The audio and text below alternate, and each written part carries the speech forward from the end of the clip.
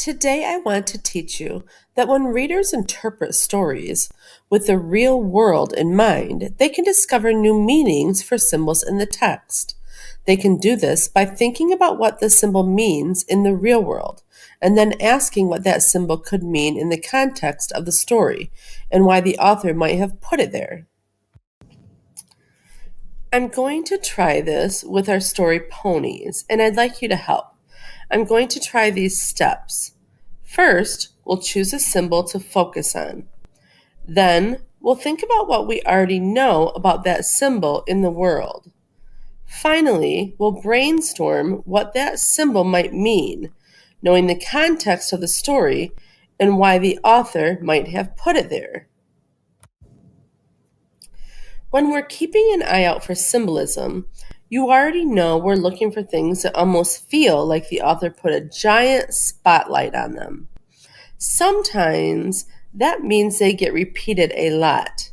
Sometimes that means they just get a lot of emphasis when they do appear. Let's look through ponies together and brainstorm symbols that come up. Okay, well, ponies comes up a lot, obviously, but I wonder if that's too obvious. But I'll think about it anyway. Knives, I'm not sure if that is a symbol or not, but it comes up a lot. So let's keep thinking. What objects or colors or images have a spotlight on them that might be able to be used as symbols?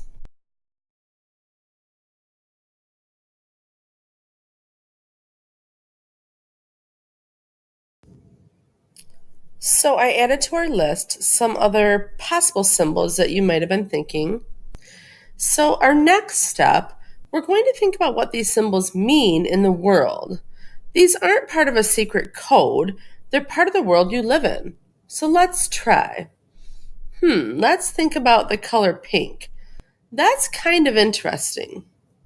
I'll ask myself, what do I know about pink in this story and in this culture? I know that pink is sometimes associated with girls, and sometimes kids don't like that association because it sort of boxes them in. What else?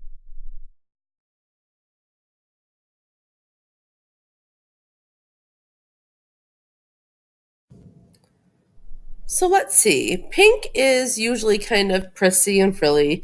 It makes me think of candy and popsicles and stuff. If I follow up on that idea of pink candy, pink can also seem sort of fake sometimes, especially when I think of all that sugary stuff that's meant to look enticing, but it's really horrible for you. So we've got a lot of ideas about pink. Let's put it together. What could pink mean in this story? What could it represent that's bigger than just the color? And why would the author choose to use so much pink with all the other colors out there? One thing I'm wondering is whether pink is supposed to tell us something about the girls in this story. Like, pink could represent something about how girls act or behave, or maybe how they're supposed to act or behave. It could be that there is so much pink to remind us that to the girls in this story, fitting in is more important than anything.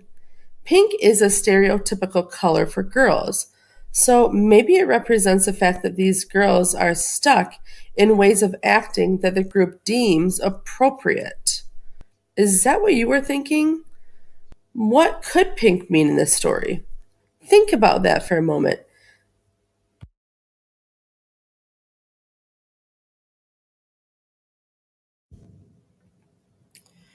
Readers, let me name what we did. First, we kept an eye out for things that might be symbolic, things that were repeated a lot or felt emphasized. Next, we brainstormed what we know about that image or object. Finally, we tried to put it all together, asking what it might mean in the context of the story and why the author might have used it.